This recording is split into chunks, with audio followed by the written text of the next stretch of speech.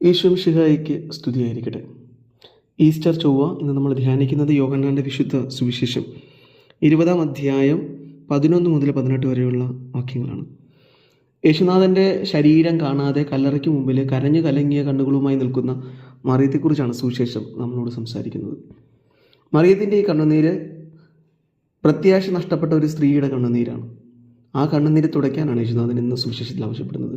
കാരണം മറിയം കരയുന്നത് യേശുനാഥനോടുള്ള അമിതമായ സ്നേഹം കൊണ്ടാണ്. പക്ഷേ ആ സ്നേഹത്തിൽ അവൾ യേശുനാഥനുള്ള പ്രത്യാശ കൈവിട്ട് കളഞ്ഞു. മറിയം അവിടെ നിൽക്കുന്നതെല്ലാം നഷ്ടപ്പെട്ട ഒരു സ്ത്രീയെ കണക്കാണ്. കാരണം യേശുനാഥൻ മരിച്ചു, അടക്കപ്പെട്ടു, ഇപ്പോൾ അവൻ്റെ ശരീരം പോലും ആരോ എടുത്തുകൊണ്ടുപോയെന്നാണ് മറിയം വിശ്വസിക്കുന്നത്. യേശുനാഥൻ പഠിപ്പിച്ച ഉയർപ്പിനെക്കുറിച്ചോ അവൻ ദൈവമാണെന്നുള്ള കാര്യത്തെക്കുറിച്ചോ മറിയം മറന്നുപോയി. ഈ മറവി അവൾക്കുണ്ടായിരുന്ന എല്ലാ പ്രത്യാശയും നഷ്ടപ്പെടുത്തുകയാണ്. എല്ലാം അവസാനിച്ചു എന്ന് കരുതിയാണ് അവൾ കരയുന്നത്. അപ്പോൾ ആ കരച്ചിൽ പ്രത്യാശയില്ലാത്ത കരച്ചിലാണ്.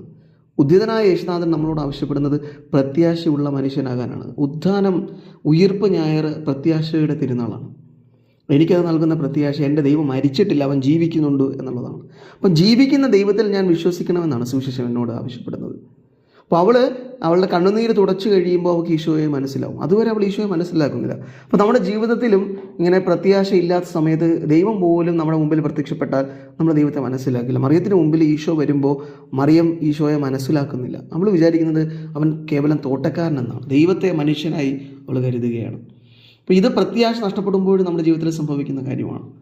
സുവിശേഷം നമ്മളോട് ആവശ്യപ്പെടുന്നത് പ്രത്യാശയുള്ള മനുഷ്യരായി യേശുനാഥനിൽ വിശ്വസിക്കാനാണ്. കാരണം അവൻ പറഞ്ഞതുപോലെ തന്നെ ഉയർത്തെഴുന്നേറ്റു. അവൻ ഇന്നും ജീവിക്കുന്ന ഒരു യാഥാർത്ഥ്യമായി നമ്മുടെ മുമ്പിലുണ്ട്.